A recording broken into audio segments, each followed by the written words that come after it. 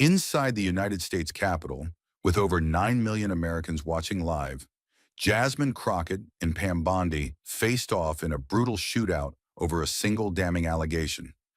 Did Bondi kill a fraud investigation in exchange for a $25,000 payment from Trump's foundation? Bondi tried to spin, deny, and dodge, but just minutes later, Crockett shattered her defense with undeniable evidence. The hearing room exploded. Bondi crumbled. And within hours, she was under official investigation, facing a subpoena she could no longer escape.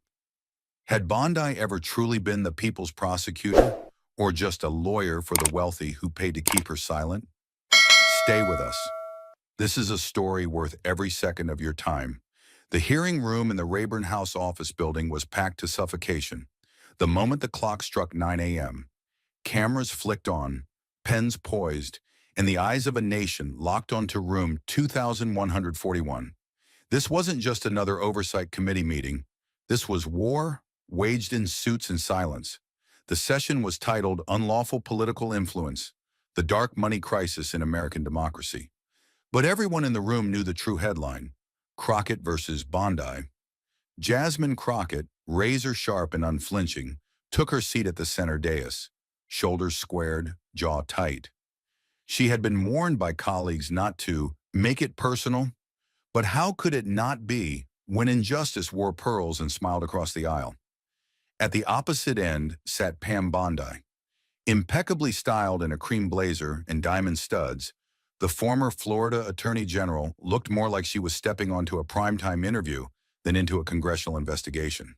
She greeted the committee chair with polished charm, but when her eyes met Jasmine's, the air dropped 10 degrees. Two women, two Americas, one room. Crockett had spent years watching Bondi dance around accountability, defending political donors, dodging subpoenas, and once allegedly accepting a $25,000 donation that shut down an investigation into Trump University.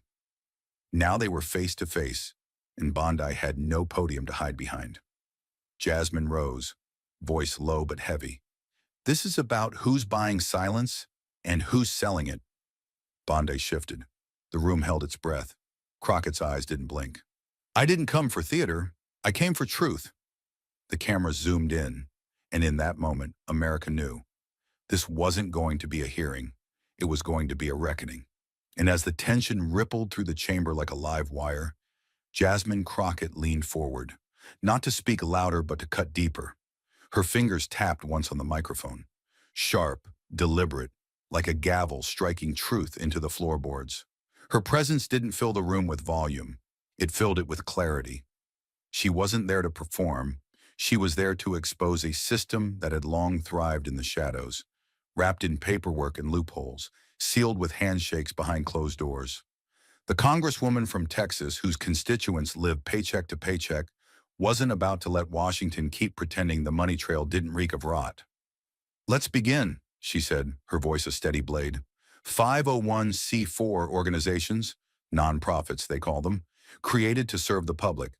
But in reality, they've become dark funnels for billionaire agendas. She clicked the remote. A large screen lit up behind her with a web of arrows, bank names, and faceless PACs. Each line, each node, told a story of power purchased and public will overridden. Pam Bondi adjusted her seat but didn't blink, at least not yet. Crockett continued, her tone harder. "These aren't donations," she said.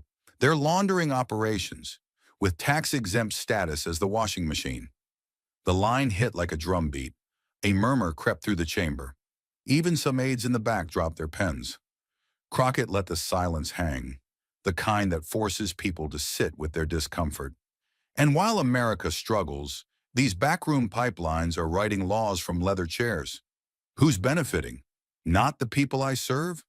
Her voice sharpened again, not to rise, but to drive deeper. She walked toward the center of the dais and turned toward Bondi. "What I want to know," she said, voice steady and precise, "is why a former attorney general, sworn to uphold justice, would defend a system designed to hide influence, not reveal it." Bondi's lips parted, but before she could form a syllable, Crockett cut in, fast, surgical. "Or perhaps I should ask, who were you protecting when you stayed silent?" Now the room was still, not out of respect, but because something dangerous had been named. Because the words didn't feel partisan, they felt personal. Crockett wasn't just interrogating Bondi. She was indicting an entire architecture of power that had gotten used to immunity, to people blinking, backing down, or forgetting. But she wasn't blinking. She had just pulled the first pin from the grenade, and no one, least of all Pam Bondi, could pretend they didn't hear it. The pin was pulled, but before the impact could land, Bondi straightened her spine and fired back like someone who'd rehearsed this war in the mirror for years. "This is still America," she said, her voice layered with just enough patriotism to sound noble, but cold enough to sting. "And in America, citizens have the right to support the causes and candidates they believe in. That's not corruption. That's called the First Amendment." She delivered the line with the precision of someone who had defended wealthy clients for decades. Quick, confident, untouchable. Her tone carried that familiar blend of polished arrogance and legalese insulation, the kind used to wrap self-interest in the flag. The room quieted, not out of agreement, but calculation. Everyone knew the real game: misdirection. She was reframing the investigation not as a search for truth, but an attack on constitutional freedoms. Then came the pivot, the deflection aimed straight at Crockett. "And let's not pretend this is a one-party issue, Congresswoman. If you want to talk about super PACs and backdoor deals, maybe start by looking in your own backyard." She didn't stop there. Bondi adjusted the mic, leaned in slightly, and let the words slide out like a carefully concealed blade. "Your colleagues on your side of the aisle have plenty of super PACs too. Many of them with names that sound virtuous but are funded by trial lawyers, tech billionaires, and unions with political strings. Where's the outrage about that?" A few staffers behind her nodded. One Republican congressman even chuckled under his breath. Bondi's timing was precise. She wasn't defending herself as much as she was muddying the water, making corruption seem bipartisan, inevitable. Because unless we're ready to call out both sides, what we're doing here today isn't justice, it's political theater. Her words landed like a slap wrapped in silk. To the untrained eye, it looked like strength. But to Jasmine Crockett, it was something else. It was the sound of someone who had built a career not by confronting power, but by dressing it up and sending it home clean. And still, Crockett didn't answer. She didn't take the bait. She didn't rise to the insult. Instead, she did something far more unsettling. Without saying a word, she opened her laptop and began typing. No dramatic pause, no sweeping gesture. Just the rhythmic click of keys slicing through the air, cold and methodical. Each keystroke was deliberate, not rushed. She wasn't rattled. She was preparing.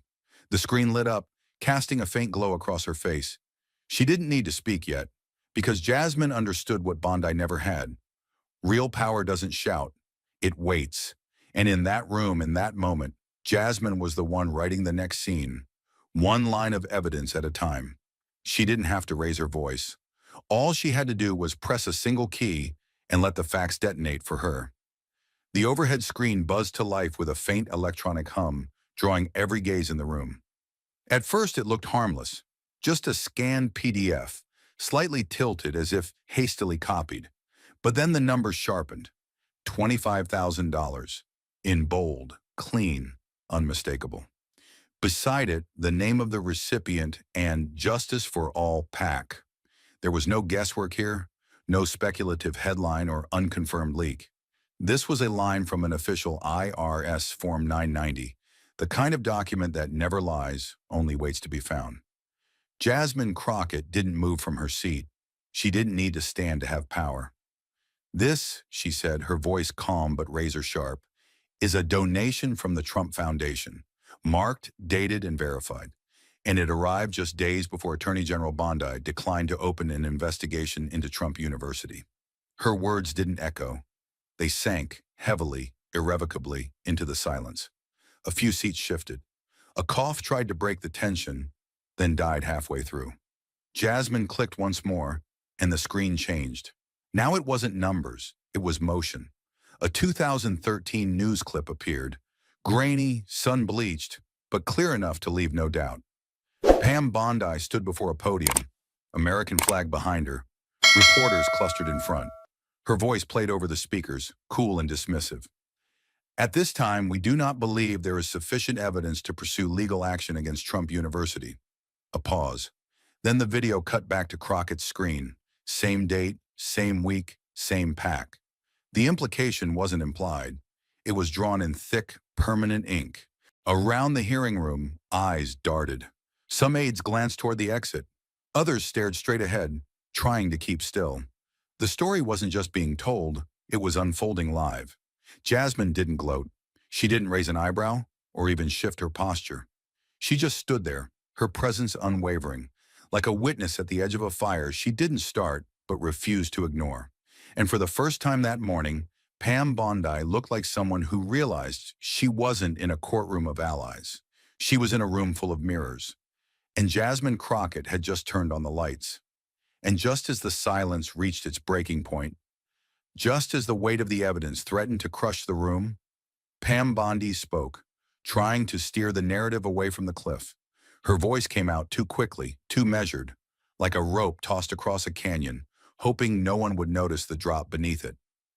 "That's a coincidence," Bondi said, lips drawn tight, her chin lifted half an inch higher than necessary. A completely unrelated timeline. There was no connection between the donation and my office's decision. Her tone tried to sound composed, but the undercurrent was defensive, too smooth, like glass over a cracked foundation. She clasped her hands, squeezing them just a bit too hard, and glanced at the committee chair, as if hoping for an intervention that wouldn't come. "We received donations from many organizations during that period. I wasn't even aware of this one until it appeared in the media." There it was, the escape hatch, a statement that, on paper, sounded plausible, but in that room it landed with the hollowness of something rehearsed, worn out, and dangerously insufficient. The kind of answer people give when they believe truth is negotiable, that proximity to power protects them from precision. Her smile returned, faint and manufactured, but it didn't mask the tension tightening her posture. No one on the panel nodded this time. No one echoed support, because the facts weren't blurry. They were time-stamped, filed, public, and now played on loop in the minds of everyone present. Jasmine Crockett didn't interrupt. She didn't need to. The damage had already begun to set in. Bondi's attempt to shrink a $25,000 donation and a legal decision into mere coincidence felt less like a defense and more like an insult to everyone in the room. The math was simple. The timing was clear. The only thing unclear was why Bondi still thought the story would hold. But as Crockett sat, silent and waiting, it became clear. Bondi wasn't defending herself.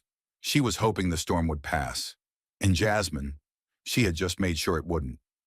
Bondi's words still lingered in the air, deflective, rehearsed, hollow. But Jasmine Crockett wasn't here for rehearsals. She was here to break the script.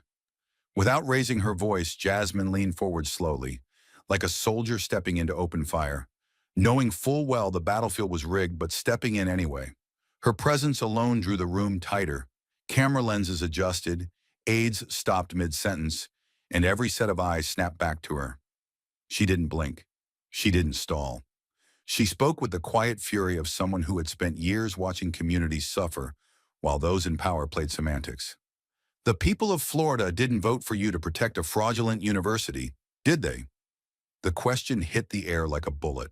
No flourish, no preamble. Just the cold, clean cut of a woman who had had enough. It wasn't a talking point. It was a line drawn in concrete. The reaction was immediate. Bondi's face stiffened, lips parting slightly as if words might arrive. But they didn't. She looked left, then right, searching for a lifeline. None came. Behind her, staffers froze. The committee chair glanced down at his notes, unwilling to interrupt. Jasmine held her gaze. Her tone was not one of anger, but of indictment, of deep, relentless disappointment. She wasn't speaking to Bondi alone. She was speaking to every voter who had ever believed the law would stand up for them. She was speaking to every family that had scraped together tuition payments, only to realize the education they were promised was a lie dressed in brochures and legal fine print. Jasmine had read the depositions. She had seen the shattered bank accounts. She had listened to the voicemail of one mother sobbing, saying her son couldn't get a job because his degree was a joke. And now the woman who could have stopped it, who had chosen not to stop it, sat 10 feet away. Jasmine didn't need outrage. She had something sharper, truth with receipts, and the room knew it. You could feel it in the stillness, in the camera's unblinking stare. Bondi wasn't being debated. She was being confronted by the consequence of silence. But when the truth got too close, when the line between accountability and exposure began to blur, Pam Bondi did what the powerful often do. She made it personal. She leaned in, lips set, eyes narrowing just enough to signal that her patience had expired. The warmth in her voice evaporated, replaced by something sharper, cool, clinical, and coated in contempt. "This isn't about justice," she said, her words cutting with precision. "This is about political theater, about grandstanding. Congresswoman Crockett doesn't seek truth. She seeks airtime. She's a divider, not a unifier, a provocateur who speaks in slogans, not solutions." Each phrase was thrown like a dart, carefully aimed not at Crockett's facts, but at her credibility, her identity, her style of resistance. Bondi's tone suggested fatigue, of having to entertain what she implied were distractions from the real work of government. "She's not interested in facts," she added, voice tightening, "only in feeding her base, only in playing the victim while tearing down institutions that protect us all." It was a classic tactic: reframe the challenger as chaos, turn conviction into noise, reduce activism to ambition. But Jasmine didn't flinch. She didn't rush to defend her character because her purpose was never personal. It was structural, systemic. Her voice came steady, rooted in something deeper than ego. "I speak in slogans," she said, her gaze locked on Bondi, "because thousands of people were lied to, and you left them behind." The line didn't rise, it cut. It bypassed the noise and went straight to the wound. The silence in the room wasn't empty. It was thick, heavy with the weight of those left nameless, faceless, voiceless, in the pages of civil complaints and refund claims. Jasmine's words gave them shape, and that's when it happened. For the first time, the carefully composed mask on Pam Bondi's face cracked. Just slightly. Her jaw clenched. Her fingers, once confidently laced together, twitched against the edge of her statement notes. And then her eyes dropped, not in surrender, but in recognition. The camera zoomed in, capturing it, the flicker of uncertainty, of something unspoken passing behind her eyes. In that fleeting second, the balance shifted. Crockett wasn't shouting. She wasn't performing. She was simply standing still, while Bondi, for the first time that day, blinked. And across the country, millions watching knew exactly what they had just seen. A truth so sharp, not even power could look it in the eye. The flicker in Bondi's eyes hadn't gone unnoticed, but what came next made it irrelevant, because now the truth had a signature and a sender. Crockett didn't rush. She reached beneath her stack of notes and drew out a plain red folder, unlabeled but heavy in a way that felt ominous, final. Her hands didn't tremble. They moved with the certainty of someone who wasn't guessing anymore. "This," she said, sliding the folder across the polished wood table toward the clerk, "arrived this morning from a whistleblower inside the Florida Attorney General's office." Every sound in the chamber seemed to mute itself at once. Conversations died mid-whisper. Pens were lowered. The only thing moving was the projection screen as it blinked to life, slowly revealing an internal email chain. It was dated September 2013, 3 weeks before Bondi announced her office would not pursue legal action against Trump University. The subject line read, "R.E. Trump U, position, statement, discussion." Then came the sentence that tore through the room like a lightning strike. "AG Bondi will not pursue further action on Trump University if campaign support is guaranteed." The words weren't vague. They weren't interpretive. They were transactional, bare, blatant, and undeniable. No legal jargon to shield intent. No ambiguity to hide behind. Just a direct link between inaction and political gain, typed on an internal government server and sent to senior staff. Bondi's complexion shifted visibly, her skin paling as her lips pressed into a thin line. Her usual composure, polished, practiced, fractured just slightly, but enough for the cameras to catch it. She didn't speak. She didn't move, because anything she said in that moment would only confirm the weight of what hung in the air. Crockett didn't gloat. She remained still, almost reverent in her silence. She knew this wasn't a performance, it was a reckoning. A whistleblower had pierced through years of secrecy, and what emerged wasn't a theory. It was a receipt. Bondi wasn't just politically compromised anymore. She was staring down the possibility that her decisions, once seen as discretion, would now be remembered as betrayal. And Jasmine Crockett, calm and unshaken, had just handed the nation the proof. The email had cracked the walls, but Crockett wasn't finished. She wasn't here to merely reveal the truth. She was here to enter it into the record. Jasmine rose from her chair with quiet certainty, not rushing, not reveling. She moved like someone who knew that justice wasn't about spectacle, it was about permanence. Her fingers rested on the edge of the folder, the document still projected behind her like a shadow cast by history itself. She looked directly at the chairman, her voice unwavering. "Mr. Chairman," she said, calm but unmistakably firm, "I request that this communication be read aloud and entered into the official record of this hearing." Her words weren't just procedural, they were a declaration, a demand that what was once hidden behind closed doors now be preserved in the light, forever stamped into the nation's conscience. The room held its breath as the chairman looked down, lips pursed in silent deliberation. Then, after a beat of stillness, he gave a single nod.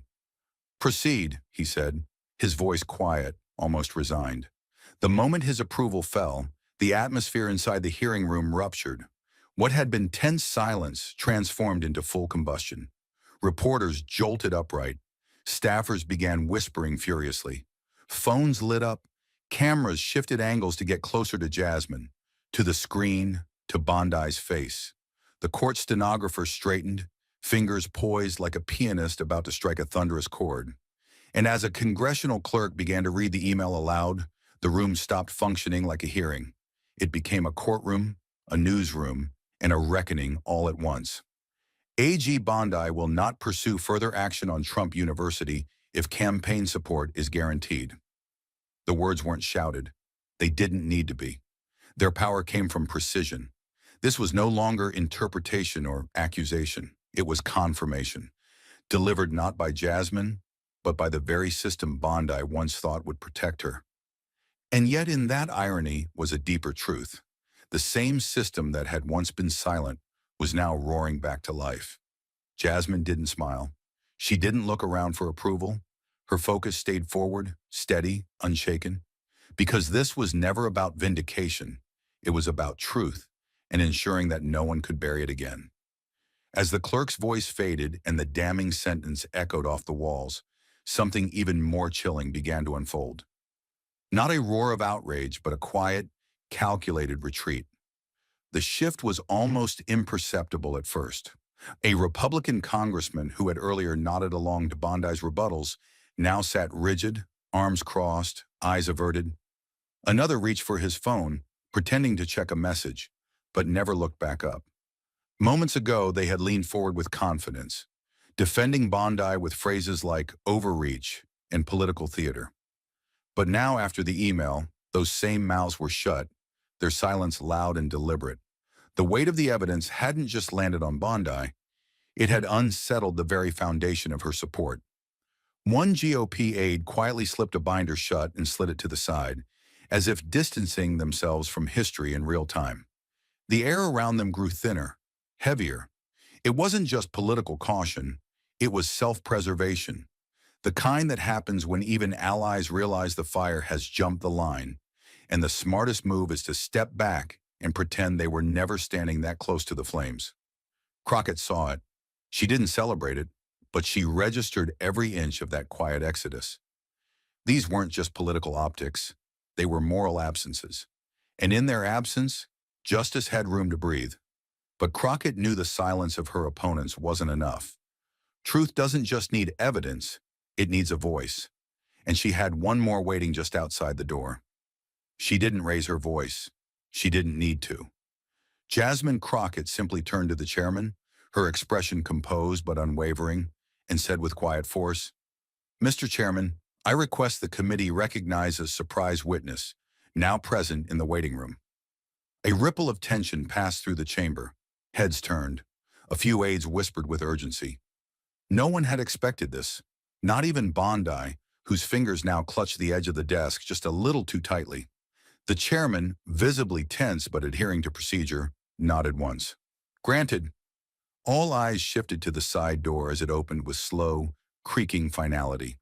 The room seemed to narrow in that moment, as if holding its collective breath. Evan Price stepped in, former senior aide to Pam Bondi, a name that had circulated in rumors, in leaked emails, in anonymous footnotes, now walking down the aisle with a weight heavier than any document. His steps were stiff, shoulders taut, not from fear, but from the burden of knowing the truth and finally speaking it. He raised his hand to take the oath, voice unsteady but audible. And then, before cameras, lawmakers, and a nation on edge, he delivered the line that detonated years of denial in a single breath.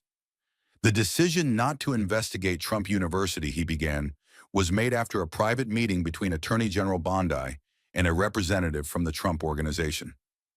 The room froze. Every syllable struck like a drum beat in a funeral procession. He didn't embellish. He didn't theorize. He simply told what he saw. I was in the hallway outside. I saw who went in. I was later instructed not to take notes, not to ask questions, and not to speak of it again. His voice didn't rise, but the implications screamed. You could hear the breath catch in a dozen throats. Bondi's expression cracked, her eyes fixed forward, but vacant, lips pressed into a line so tight it could barely contain the panic building beneath. This wasn't just witness testimony. It was a live reckoning, unraveling in real time, with no safe harbor for deflection. Jasmine didn't speak. She stood beside the truth and let it do what truth always does when finally given a platform. It reshaped the room. The witness had spoken. The room was scorched with truth, and now there was nowhere left for Pam Bondi to hide but behind her own words. She tried to summon the composure that had once made her a star on cable news and courtroom steps, but it slipped through her fingers like sand. Her voice cracked, not from emotion, but from the strain of trying to hold up a defense that no longer had structure. I never made any deal, she stammered, her cadence uneven, her confidence fractured. Her eyes darted from the committee chair to the press gallery, then to her own hands, which fumbled with the corner of her prepared remarks.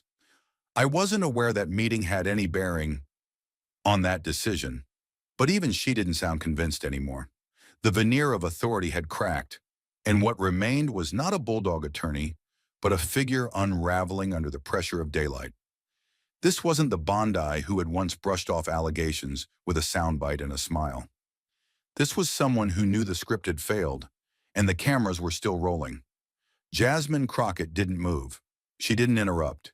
She waited, let the silence hang just long enough for the weight of Bondi's weakness to settle into every corner of the hearing room. And then, with quiet precision, she delivered the blow. If you believe you were innocent, she asked, never breaking eye contact, then why did you refuse to testify under oath in 2016? It wasn't rhetorical, it was surgical. The kind of question that doesn't seek to provoke, it seeks to expose. Because Crockett understood something deeper. Innocent people don't hide from oaths. They run toward them. And in that one unblinking moment, Crockett wasn't just challenging Bondi. She was challenging every system that had ever allowed her to skate above accountability. The room didn't gasp this time. It exhaled slowly, as if realizing the moment was no longer about political theater. It was about justice finally looking someone in the eye and asking, where were you when it mattered? The moment the question left Crockett's lips, it didn't just hang in the air. It detonated, and the blast radius reached every corner of the chamber. What followed wasn't chaos. It was something more precise, controlled combustion. The room didn't erupt in shouts, but in a wave of whispers so charged it was louder than any outburst. From the first row of the press section, reporters leaned forward in unison, like swimmers sensing a current shift beneath them. Their eyes darted between Bondi's frozen face and the glowing screens in their laps. Fingers flew across keyboards, camera operators zoomed in instinctively, capturing every flicker of her discomfort. Behind them, phones began buzzing with breaking alerts, newsrooms pushing live headers with a speed that could only mean one thing. The story had changed. Bondi exposed. Former AG crumbles under Crockett's questioning. Key moment in hearing. Crockett cites 2016 refusal to testify. On-air anchors, once cautious with phrasing, now spoke with conviction. Pam Bondi, long shielded by party lines, is unraveling in front of a national audience. And in that moment, the shift was complete. Bondi no longer held the floor. She was the floor. The stage she had once stood on with confidence had given way beneath her, replaced by live coverage and real-time accountability. She sensed it. Her posture stiffened, eyes scanning the committee, perhaps still searching for someone, anyone, who might interrupt the narrative. But none came. Even her allies sat still, watching the storm pass with practiced detachment. Jasmine Crockett remained steady, hands folded, her silence more powerful than any gavel. She didn't need to speak. The truth had gone viral without her. And for the first time, it wasn't being diluted by edits or hidden in a footnote. The injustice she had named was no longer just hers to fight. It was public property now. Broadcast, shared, believed. With every camera lens aimed at her, every whisper in the chamber now a headline, Pam Bondi knew she couldn't spin her way out. Not this time.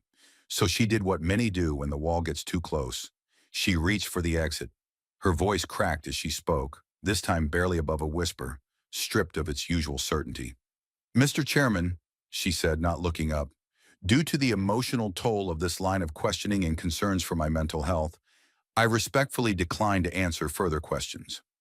A beat of silence followed, not of sympathy, but disbelief. The same woman who had once stood on courtroom steps, defending power with poise, was now invoking fragility at the precise moment truth demanded courage. Across the dais, some members stiffened, unsure whether to view it as a retreat or a calculated shield. Crockett remained motionless. She knew that power often hides behind vulnerability when it's most cornered. She had seen this play before, one that trades accountability for sympathy, hoping the audience forgets what came before. But Jasmine didn't allow the silence to linger. She leaned forward, her voice calm, almost quiet, but pulsing with something electric and irreversible. "Before you go," she said, pausing just long enough for Bondi to meet her gaze, "I have one final question for the record." The room leaned in as one, instinctively sensing something final was coming, not procedural, but moral. Crockett's tone didn't rise. It sharpened. "Were you the people's prosecutor?" she asked, each word etched with precision. "Or just a private attorney for the wealthy who could pay for protection?" The line landed like a body hitting the floor. Heavy, audible, permanent. For a moment, no one moved. Bondi blinked, stunned, not by the question itself, but by the force of it. Because it wasn't about evidence anymore. It was about who she had chosen to serve. And that question, simple, searing, and impossible to spin, did what hours of testimony could not. It redefined her. Not as a former official, not as a political figure, but as a symbol of a system willing to sell silence to the highest bidder. Within minutes, the line was everywhere. CNN broke it first.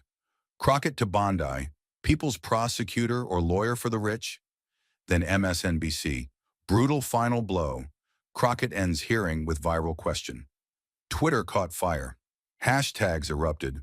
#, Bondi expose. #, people deserve better. #, not your lawyer. Journalists quoted it. Activists engraved it. Even neutral legal scholars couldn't ignore it. One called it the most defining moment of the entire hearing.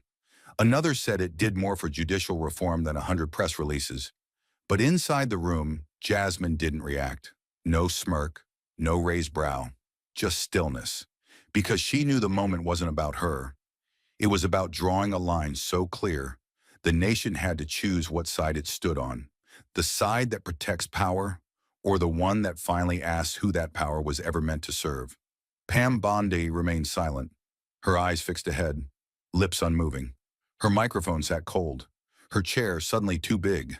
The woman who had once commanded headlines with sound bites now sat wordless beneath a single, searing truth she couldn't escape. Outside, news vans scrambled to adjust banners, headlines refreshed by the second. Inside, the hearing moved on, but the gravity of the question lingered, echoing in the minds of everyone who heard it. Because no matter what happened next, Jasmine Crockett had asked what no one else had dared, and the country wasn't going to forget it. The room was still echoing with Crockett's final question, a question that no one, including Pam Bondi, dared to answer. When the gavel fell, not as an ending, but as the beginning of consequences. The chairman's hand, slow and deliberate, lifted the gavel. Its descent was measured, precise, not out of frustration or noise control, but with the solemnity of a historical moment being set into motion. The sound echoed like thunder across the hearing room, cutting through the charged silence that had followed Jasmine Crockett's searing final question. The air itself seemed to stiffen. The cameras froze on Bondi's face, still expressionless, still caught in that moment of defeat that no political training had ever prepared her for. Then came the voice, measured but no longer merely procedural. Given the gravity of what has been presented here today, the chairman announced, his voice deepening with weight, this committee will move forward with a formal internal investigation into the conduct and decision-making process of former Attorney General Pam Bondi in relation to Trump University. No one clapped. No one spoke. No one needed to. The declaration fell like a steel curtain dropping on a stage that had for too long been held open by reputation alone. Journalists began typing feverishly without looking at their keyboards.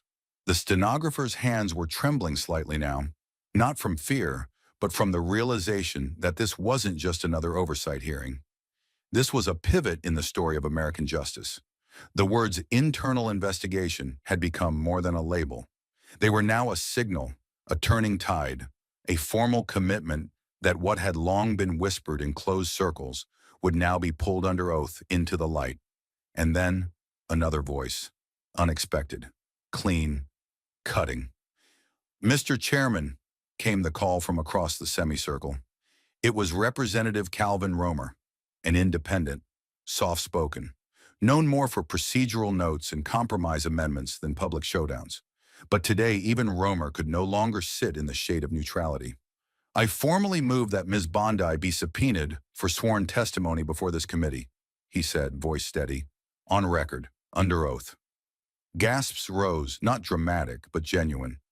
Even some Republican staffers looked over, surprised. Romer was the safe vote, the middle ground, and if he had just stepped off the sidelines, then it meant the political cost of defending Bondi had just eclipsed its value. The chairman blinked, then nodded slowly. "Duly noted and recorded. The committee will take that motion under immediate review." There was no delay, no procedural roadblock. Bondi's name had just been officially linked, not to a podium, not to a press release, but to a subpoena, a legal document, a demand that she return, not as a guest, not as a respected former official, but as a witness with something to answer for. Her mouth twitched slightly, as if she might speak, but she didn't. Maybe because she knew nothing she could say would alter the fact that she was no longer sitting above the system. She was now being pulled into it. Crockett didn't move. She didn't smirk. She didn't exchange knowing glances with allies or revel in the moment. She simply sat still, eyes fixed on a point beyond the room, beyond the cameras. She didn't need to celebrate. The truth had already been handed the microphone. And for someone like Jasmine, who had spent her entire career being interrupted, diminished, and discredited, stillness was power. Her silence was not submission, it was dominance. It was the silence of someone who had long been told to wait their turn, finally watching the line collapse. Outside the chamber, word traveled fast. News outlets scrambled to reframe their live coverage. Chyrons updated in real time. House committee to investigate Pam Bondi. Breaking, independent rep Romer calls for subpoena. Social media exploded. Hashtags surged across timelines. Bondi under oath, Josh subpoena, the truth, Jasmine Crockett delivers. Legal analysts, normally cautious in their language, used words like unprecedented, devastating, career-ending. Across the country, in living rooms, in offices, in law school classrooms, Americans watched as a woman who had once dodged scrutiny with polished PR tactics was now being cornered by the very process she once claimed to uphold. And through it all, Jasmine didn't say a word, because she had no need to. The record was already speaking. The country had seen what it needed to see. They saw a powerful woman, black, brilliant, unflinching, take on a system that had too often rewarded those who knew how to manipulate it. And they saw that system flinch. Not because she shouted, but because she proved, because she endured, because she refused to let the facts be drowned by politics or reputation. There was something poetic, even biblical, in the way it ended. Not with a victory lap, but with a single woman staring forward while the world rearranged itself around her. Jasmine Crockett, who had walked into that hearing prepared not just to question, but to confront, had done exactly what she came to do. She didn't come to destroy Pam Bondi. She came to expose a pattern, to ask the questions no one else had dared, to reclaim a space that had been designed to silence voices like hers. And now the question that lingered wasn't whether Bondi would return. It was how far the system was willing to go to protect its own now that one of them had fallen. Crockett still didn't move. Her eyes were sharp, her posture unbroken. She had faced the weight of institutional resistance and never blinked. The injustice she had carried into that room didn't disappear in a single day. But something shifted, something cracked. And the sound of that shift, the gavel, the motion, the headlines, the silence, would reverberate far beyond those four walls. She wasn't waiting for applause. She wasn't waiting for permission. She had already changed the conversation. The motion had passed, the cameras were still rolling, and the air in the hearing room hung heavy with everything that had just been spoken aloud. But it was the silence that followed that said the most. Pam Bondi didn't wait for anyone to escort her out.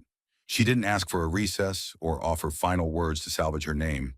She simply stood, her chair creaking softly behind her, and walked out without looking back. No eye contact, no nods, no final remarks for the press pool that had once chased her down courthouse steps for soundbites. Her heels echoed on the polished floor with a rhythm that felt almost hollow now, as if the ground beneath her reputation had quietly given way. The doors opened for her, but this time no aides rushed to hold them. No one followed. The woman who had once walked through halls of power with full confidence and control now exited alone, visibly smaller, not in stature, but in presence. And just like that, she was gone. Off camera, off message, off script. The room slowly began to empty. Aides gathered papers, journalists packed up cords and tripods, and members of Congress stood in quiet clusters, still absorbing what had just unfolded. But Jasmine Crockett stayed seated a moment longer, unmoved, eyes fixed not on Bondi's retreat, but on something further, something beyond the four walls of the Capitol. It wasn't pride on her face, it wasn't triumph, it was clarity, purpose, a calm forged not by comfort, but by resistance. When she finally stood, there was no ceremony, no rush of attention. She gathered her notes, closed her folder, and made her way to the rear exit without fanfare. The crowd parted naturally. No one wanted to interrupt the gravity she carried with her. Outside, the late afternoon sun cast long shadows across the Capitol steps. News vans crowded the curb, and clusters of reporters waited behind velvet ropes. But Jasmine didn't stop for microphones. She had said what she needed to say, and the country had heard it. But as she reached the final step, someone was waiting. A young woman, no older than 24, stood just beyond the barricade, holding a leather-bound notebook and wearing a law school badge clipped to her coat. Her hands trembled slightly, not with fear but awe. Her voice was soft, almost uncertain, as she leaned forward and asked the question that had been echoing across screens and living rooms for hours. How did you stay calm in front of that kind of power? Jasmine paused, not because she didn't have an answer, but because she wanted to give it the weight it deserved, the weight it had earned. She turned, met the young woman's eyes, and spoke with the quiet force of someone who had waited her whole life to deliver a truth that couldn't be twisted. Because I'm not fighting power, she said, voice low but unshakable. I'm fighting the abuse of it. The students stood still, stunned not just by the answer, but by the clarity of it. Around them, the cameras turned one last time. Photographers instinctively lifted their lenses. A few reporters froze mid-sentence. No one asked a follow-up. No one needed to. The words hung in the spring air like smoke from a match that had just set fire to something much larger. Not power, abuse. A single sentence, but one that captured the soul of the hearing, the soul of the moment, the soul of Crockett herself. Within minutes, the quote spread. It lit up Twitter, crawled across news tickers, flooded Instagram posts beneath black and white screenshots of Crockett on the floor of the hearing room. Because I'm not fighting power, I'm fighting the abuse of it. It was printed on protest signs, quoted in classroom lectures, clipped into 20-second videos that went viral before the evening news could even air. But more than all of that, it stuck. It stuck in the minds of everyone who'd ever been silenced, everyone who'd ever watched someone like Bondi walk away unscathed. It was a battle cry, not shouted but whispered into history. And Jasmine, she didn't turn back. She didn't stop to see the reaction. She just kept walking, the weight of generations pressing at her back, not to hold her down, but to remind her why she stood in that room in the first place. She wasn't just the voice of the unheard. She was the mirror held up to a system that had long refused to see itself clearly. The camera lingered on her figure as it disappeared into the shadows beyond the columns. The shot slowed, each frame deliberate, each step echoing with meaning. The final line of the hearing wasn't written in ink, but in resolve, in steel, in silence that meant something. And across the nation, in courtrooms, classrooms, and living rooms, that moment lingered like a held breath. Not because a scandal had been exposed, but because a truth had been spoken, and for once no one could look away. The hearing room had emptied, but the impact had not. Long after Jasmine Crockett's footsteps disappeared down the corridor and the cameras cut back to commentary, the Capitol remained unnervingly quiet. Not in the way that follows order, but in the way that follows disruption. A stillness that settles only after a fault line shifts. Inside the marbled halls of power, where portraits of dead lawmakers watched over whispered deals, something unfamiliar began to creep in. Doubt, not public doubt, not the kind that trended on social media or made it into editorials. No, this was internal. This was the slow, creeping realization among staffers, strategists, and senior counsel that the line between control and collapse had just narrowed, and that Jasmine Crockett, with a voice calm as steel and a question sharp as glass, had done what few others had managed. She had made the machine flinch. It began in offices where televisions had been muted out of habit, but suddenly flicked back on. Assistants paused with coffee trays in hand, watching replays of that final exchange. Were you the people's prosecutor or just a private attorney for the wealthy who could pay for protection? The room would go silent. No one laughed. No one deflected. That sentence wasn't a zinger. It was a wedge. And it was sinking into every crevice of a city long built on plausible deniability. At the Office of Congressional Ethics, phones began to ring, not with outrage, but with requests. Staffers asking for precedent, general counsel asking for case files on similar conflicts. Memos were drafted, private meetings scheduled. No official announcement, no red banners. But behind every closed mahogany door, something was shifting. People were trying to get ahead of the fallout before it spread beyond Bondi. Because if she could fall under the weight of evidence and one unwavering voice, then who else might? In committee offices down the hall, Republican aides were quietly scrubbing statements. The same talking points that had been prepared to defend Bondi were now quietly shelved, replaced by vague affirmations of supporting full transparency and allowing the process to unfold. One senior staffer, who had helped craft the media response days before, now sat at his desk with his blazer off and his sleeves rolled up, staring at the paused frame of Jasmine Crockett on the committee livestream. "We underestimated her," he muttered. No one disagreed. And it wasn't just the political class that felt the tremor. Across D.C., at think tanks, PR firms, and corporate law offices, the implications were being unpacked like live grenades. People weren't just asking, what did Bondi do? They were asking, how long has this been normal? The pattern had existed for years, donors laundering influence through nonprofits, prosecutors exercising discretion, investigations dying in the dark. But now with one document, one witness, one line of questioning, the veil had been pulled back. It wasn't scandal anymore. It was structure, and Crockett had drawn the blueprint in blood-red ink. At the Department of Justice, a deputy chief quietly reached for an older file on Trump University that had never been followed up. The file was thick but incomplete, missing statements, missing notes. His finger hovered over the intercom before he pressed it. "Get me the archive log, and bring up the list of communications between Florida AG and Trump Org." He didn't know what he'd find, but now, thanks to Crockett, not knowing was no longer acceptable. At law schools across the country, the moment became curriculum before the day ended. Professors interrupted their pre-planned lectures on constitutional theory to play the hearing back. Students leaned forward, not with curiosity, but investment. One professor at Georgetown paused after Crockett's final question and simply asked, "What do we do when the system fails to check itself until someone outside the system demands it to?" The classroom stayed quiet, not because they didn't know, but because they did. Because they saw in Crockett something they hadn't seen in decades, not rebellion against the rule of law, but a return to its purpose. At Howard University, a group of young women gathered outside the library. Some were law students, others undergrads. Most were black. They didn't talk about Bondi, they talked about Jasmine, about the way she didn't raise her voice, but rose above it, about how she'd sat there, surrounded by centuries of privilege, and carved out space for the truth, not by yelling, but by refusing to blink. One freshman looked up from her phone and said quietly, "She didn't just speak for herself, she spoke for us." The others nodded. That was the echo now.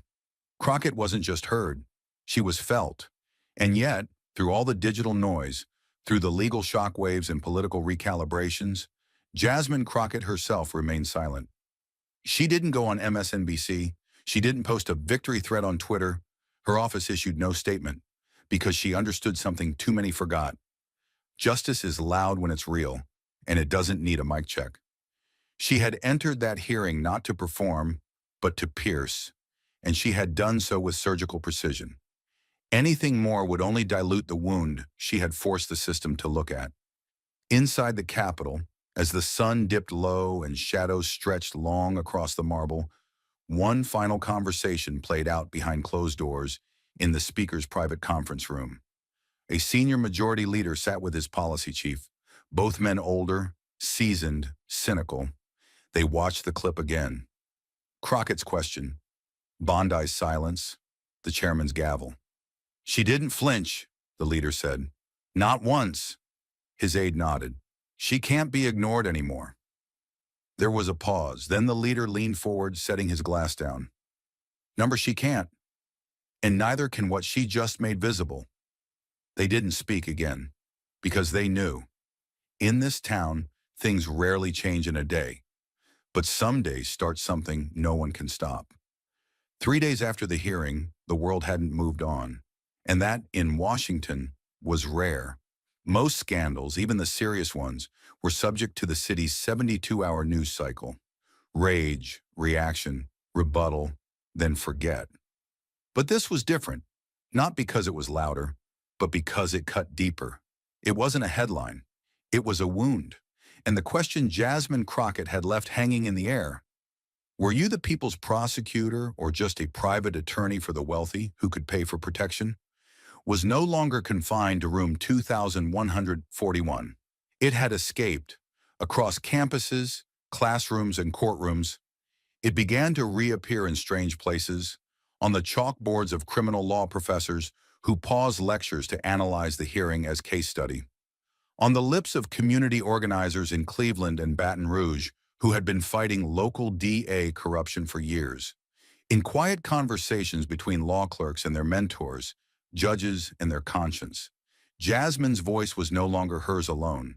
It had fractured into echoes, small, sharp, undeniable, and those echoes had become the nation's mirror.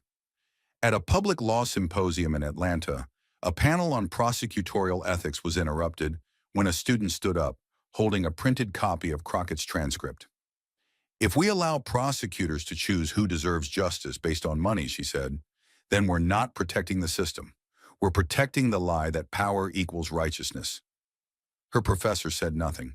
He simply nodded and changed the direction of the panel. Because what was the point of theory when the reality had been broadcast live on C-SPAN? At New York University, a group of first-year law students created a makeshift art installation in the center of the student commons. On one side, a stack of red folders, each labeled with fictional case numbers of people denied justice. On the other side, a single microphone mounted under the words Jasmine had spoken. "I'm not fighting power. I'm fighting the abuse of it." Students lined up one by one to speak into the mic, not to record anything, but to say aloud the names of those who had been failed by the system. Brianna, Caliph, Elijah, Tamir, Sandra. The weight of those names, spoken without commentary, was heavier than any protest chant. It was remembrance turned into ritual, and Jasmine's words had been the spark. In the newsroom of the Washington Post, a senior editor met with his investigative team and pointed to the phrase written in marker on the whiteboard behind them. "Private attorney for the wealthy who could pay for protection." His voice was firm. "I want a 6-month project on every major state-level AG in the last decade who received campaign donations from entities they refused to prosecute." No one laughed. No one asked if it would stick, because for once, the public wanted this story. They didn't want drama.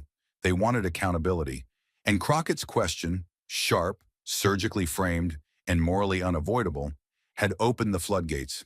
In Baltimore, a mother who had lost her son to a wrongful conviction 10 years earlier watched the hearing replay on a cracked phone screen in her kitchen.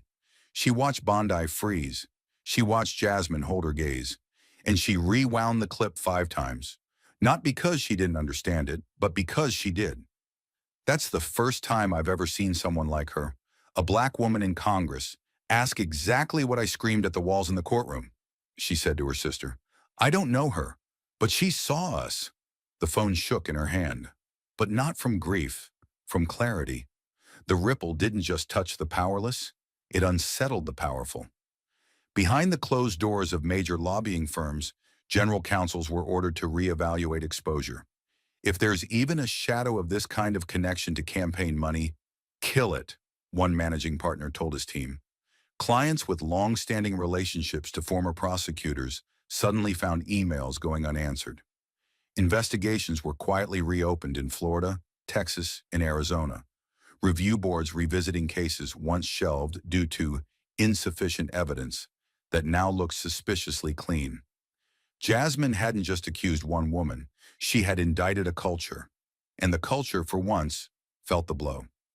In Sacramento, during a televised gubernatorial debate, a progressive candidate faced off with the incumbent. The moderator asked a softball question about judicial appointments, but the challenger didn't take the bait. Instead, she turned to camera and said, "Here's what I want to know. Will our Attorney General be a prosecutor for the people or a lawyer for the rich?" The crowd didn't cheer. They went silent because the question didn't entertain. It unmasked. And still, through all of it, Jasmine Crockett refused the spotlight. She issued no victory statements. She didn't do a late-night interview. When asked by her staff if she'd like to do a Sunday show to discuss the hearing, she replied with a calm shake of the head. "The evidence spoke for itself," she said. "Let the country decide what to do with it." Her team respected the decision, though they knew it defied modern politics. But Jasmine wasn't interested in being a moment. She was building momentum. And momentum doesn't come from sound bites. It comes from discipline. But she felt it. Of course she did. She felt it in the handwritten letters piling in from all over the country. From students, from single mothers, from retired attorneys who had fought and lost against the very same culture Bondi represented. "Your silence was louder than her defense," one woman wrote from Minneapolis. "You said what we'd been trying to say for decades, in a single sentence." She felt it in the conversations outside grocery stores, in airports, in churches, people stopping her not with autographs, but with questions. "What do we do now? How do we keep this pressure going?" And always, "What made you stay so calm?" Her answer never changed. Because I wasn't there to fight her, I was there to fight the machine that built her.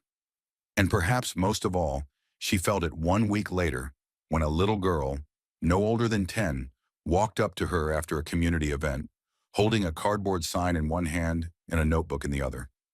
The sign read, "I want to be a people's lawyer." Jasmine knelt down. "That's a beautiful dream," she said, "but it's hard. You'll face people who try to break you before you begin." The girl looked up, wide-eyed, and replied, "But you didn't break, so I won't either." Jasmine nodded, her voice catching slightly for the first time in days. "Then you're already stronger than most." That was the legacy of the question, not just what it revealed, but what it awakened. It didn't fade because it wasn't about policy.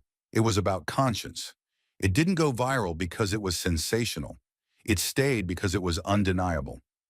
Jasmine Crockett had not just exposed a former attorney general. She had redrawn the boundary between justice and access.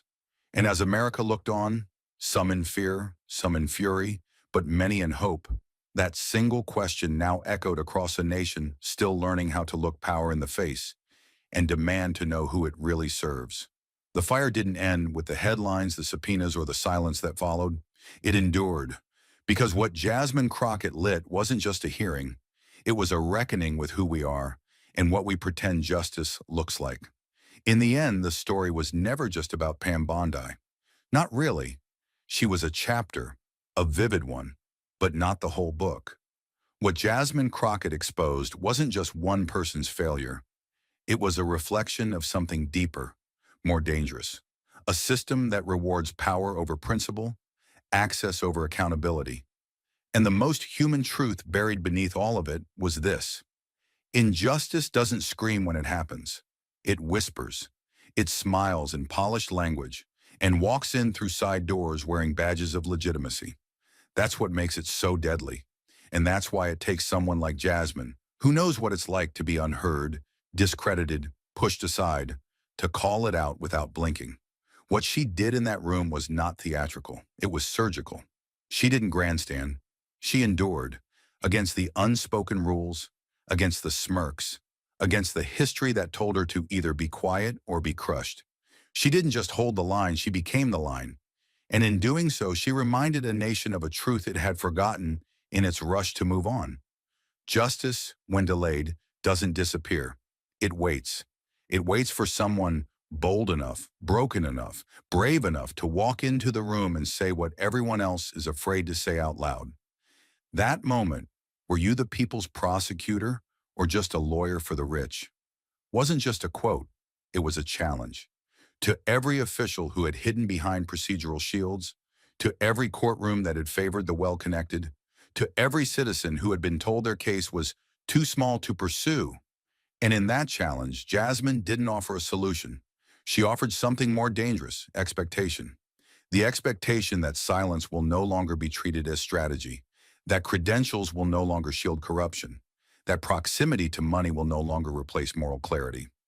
But perhaps the most human lesson, the one that doesn't trend but stays buried beneath the skin, is this: truth is a lonely road. Jasmine walked it alone that day. No handlers flanking her, no choreographed applause, just facts, her voice, and a will forged in rooms where she had once been the only one who looked like her. That's what real courage looks like. Not volume, not virality, stillness in the fire. And for those watching, especially the ones who had long stopped believing justice would ever include them, her stand wasn't just vindication, it was permission. Permission to believe that accountability isn't a fantasy, that the system can be cracked open, that the fight isn't always lost before it begins. Yes, Bondi walked out in silence, but Jasmine walked out in truth. And that's the most powerful lesson of all, because power doesn't fear rage, it fears clarity. And that's what Jasmine Crockett gave us. Not revenge, not retribution, clarity. Now the question is, what do we do with it? Thank you for watching until this moment and for standing with us on this journey for justice. Your support means everything. Like, subscribe, and turn on notifications so you never miss what's next. And we'd love to hear your thoughts. Leave a comment below and let us know what moved you most in this story. Together, our voices make a difference.